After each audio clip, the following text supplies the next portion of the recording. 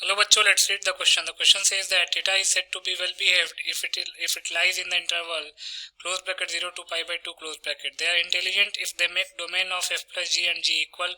The values of theta for which h of theta is defined are handsome. Let f of x is equal to under root theta x square minus 2 of theta square minus 3 times x minus 12 theta. G of x is equal to ln x square minus 49.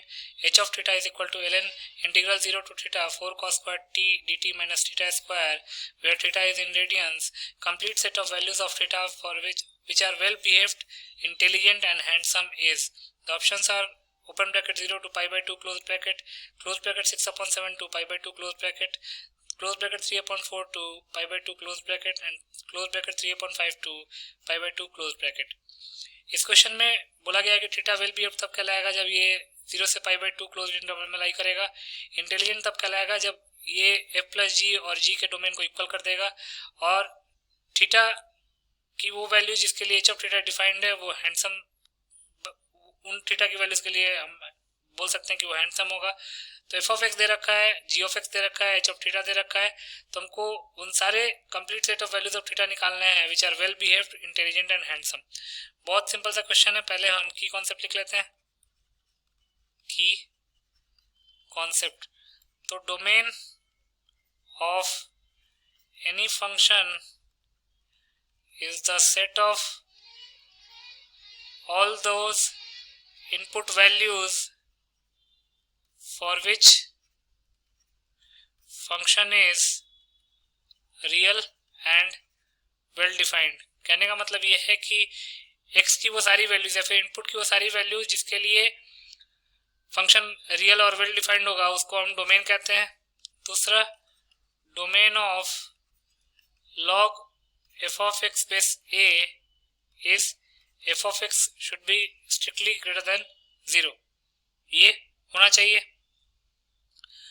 तो इन्हीं दो की concepts को use करके इस question को solve कर लेते हैं। तो h ऑफ थीटा क्या दे रखा है? h ऑफ थीटा दे रखा है ln of 0 to theta 4 cos square t dt minus theta square. तो अब h ऑफ थीटा कहाँ डिफाइंड होगा? जहाँ पे ln के अंदर की क्वांटिटी जो है वो ग्रेटर देन 0 होगी। तो इसका मतलब कि 0 to theta 4 cos square t dt minus theta square should be greater than 0। तो इसका मतलब कि 0 टू थीटा 4 तो कांस्टेंट है, बाहर आ जाएगा, cos square t dt should be greater than theta square. 4 as it is बाहर है, 0 to theta cos square t को हम लिख सकते हैं 1 plus cos 2t upon 2 dt should be greater than theta square. 2 बाहर आ जाएगा तो 4 अपॉन 2 हो जाएगा। 0 to theta dt plus 0 to theta cos 2t dt greater than theta square, तो जगह 2 times t 0 to theta plus sine 2t upon 2 0 to theta greater than theta square, तो जगह 2 times theta minus 0 plus sine 2t upon 2 है, तो ये हो जाएगा sine 2 theta upon 2 minus t की वैल्यू 0 पुट करेंगे तो साइन 0 अपॉन 2, तो ये हो जाएगा 0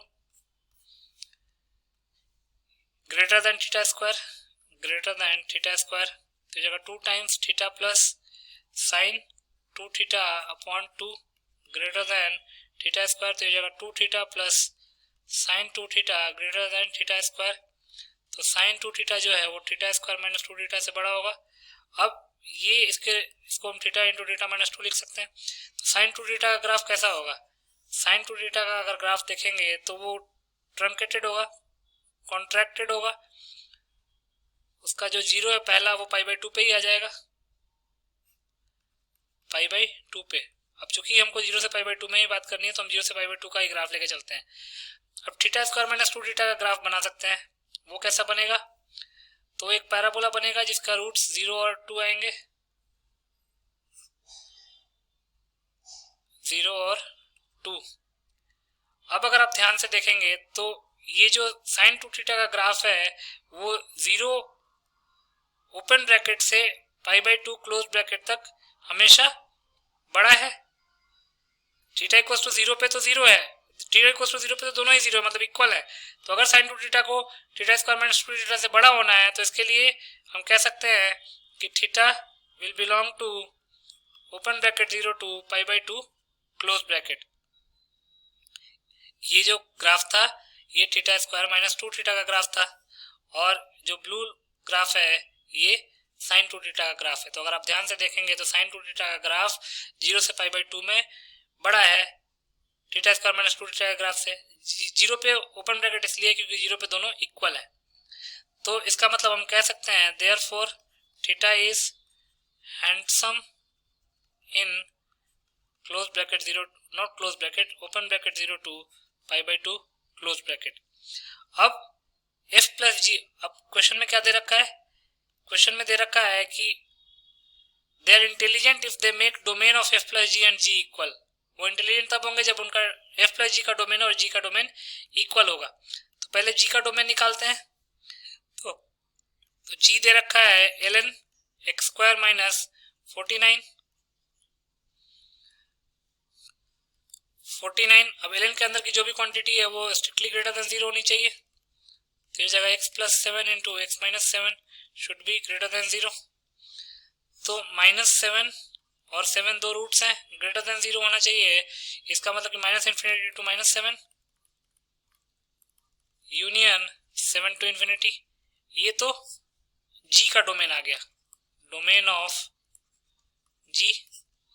अब f प्लस g का डोमेन निकालना है तो लिख सकते हैं there now domain of f plus g will be intersection of domain of f and g। f plus g का अगर डोमेन निकालना तो उसके लिए डोमेन f का निकालिए और g का निकालिए और दोनों का इंटरसेक्शन ले लीजिए।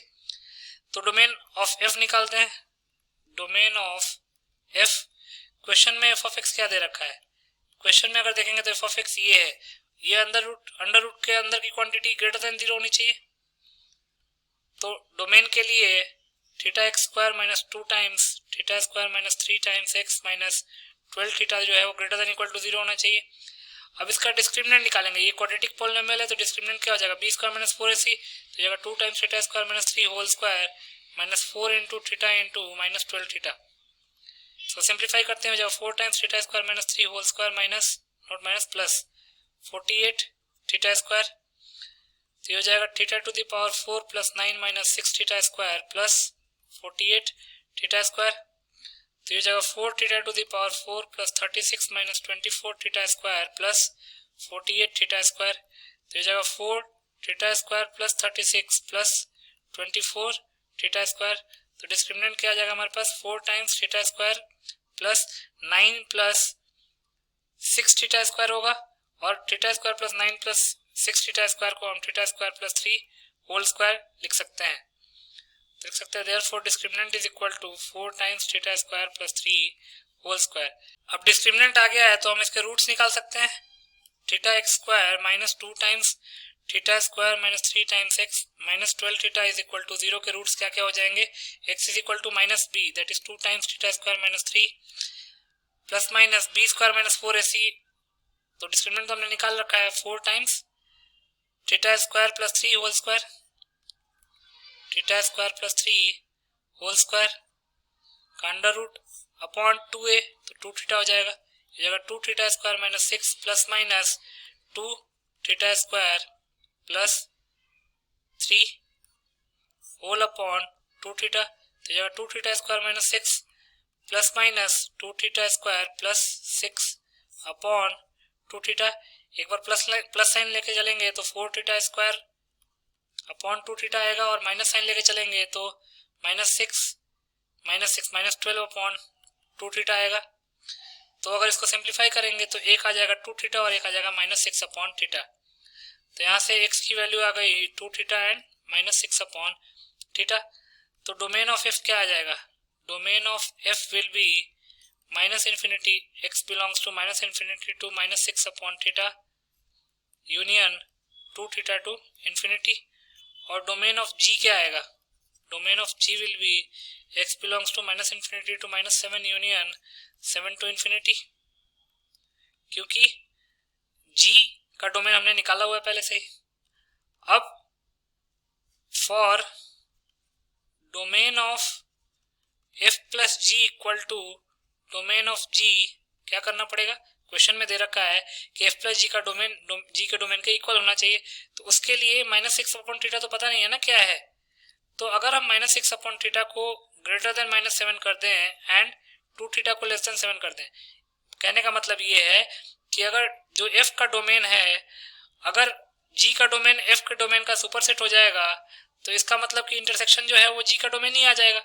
एफ प्लस जी का डोमेन क्या होता है, एफ प्लस जी का डोमेन है एफ का डोमेन और जी का डोमेन का इंटरसेक्शन, और अगर एफ प्लस जी का जो डोमेन है वो जी के डोमेन के इक्वल आना है, तो इसका मतलब कि एफ और जी के डोमेन का अगर इंटरसेक्शन लेंगे तो वो जी के डोमेन के इक्वल आना चाहिए, और जी का डोमेन इंटरसेक्शन में तभी आएगा जब एफ का डोमेन जो है वो जी के डोमेन से थोड़ा सा बड़ा होगा, तभी तो इंटरसेक्शन जी का डोमेन ही आ जाएगा। तो उसके लिए हमने क्या किया, माइनस सिक्स अपॉन थीटा को माइनस सेवन से बड़ा कर दिया ताकि जी का डोमेन उसके अंदर आ जाए, और टू थीटा को हमने सेवन से छोटा कर दिया। ठीक है, तो इससे हो जाएगा six upon theta less than equal to seven, और यहाँ से theta less than equal to seven upon two, तो यहाँ से थीटा आ जाएगा greater than six upon seven, और यहाँ से थीटा आ जाएगा सेवन अपॉन टू। अब इन दोनों का इंटरसेक्शन लेंगे तो theta belongs to six upon seven to seven upon two, ये हमारे पास आ गया। अब ये हमारे पास थीटा आया है, तो एफ प्लस जी का डोमेन अगर जी के डोमेन के इक्वल होगा तो वो जो रेंज होगा वो इंटेलिजेंट का होगा, तो लिख सकते हैं therefore intelligent in theta belongs to close bracket six upon seven to seven upon two close bracket, ये इंटेलिजेंट का आ गया हमारे पास। अब हमको क्या निकालना पड़ेगा, अब हमको तीनों का इंटरसेक्शन लेना पड़ेगा। क्यों, क्योंकि हमको तीनों चाहिए, इंटेलिजेंट भी चाहिए, वेल बिहेव्ड भी चाहिए और हैंडसम भी चाहिए। तो अगर आप ध्यान से देखेंगे क्वेश्चन में, तो क्वेश्चन में वेल बिहेव्ड का तो पहले से ही दे रखा है 0 to पाई बाई 2, तो लिख लेते हैं well behaved for that theta belongs to close bracket 0 to pi by 2। Intelligent के लिए theta belongs to close bracket six upon seven to seven upon two, और हैंडसम के लिए थीटा कहां से कहां बिलोंग करना चाहिए, अभी हमने निकाला था, हैंडसम के लिए 0 से पाई बाई 2, ओपन ब्रैकेट 0 से पाई बाई 2 क्लोज ब्रैकेट। तो अगर तीनों होना चाहिए इसका मतलब कि तीनों का इंटरसेक्शन लेंगे, तो लिख सकते हैं theta is intelligent well behaved as well as handsome in theta belongs to, इन तीनों का इंटरसेक्शन लेंगे तो आ जाएगा 6 upon 7 to pi upon 2 close bracket. आपको अगर कंफ्यूजन होता है तो इसकी वैल्यूज निकाल लीजिए, पाई बाई 2 की वैल्यू होती है 1.57, 7 अपॉन 2 की वैल्यू होती है 3.5, 6 अपॉन 7 की वैल्यू 0 पॉइंट समथिंग होगी। तो उस तरीके से आप इंटरसेक्शन लेंगे तो ये आ जाएगा close bracket 6 upon 7 to pi by 2। तो देख लेते हैं किस ऑप्शन में लिखा हुआ है, 6 upon 7 to pi by 2, that is B option correct option हो जाएगा। So B option will be the final answer. I hope you understood it well. Best of luck.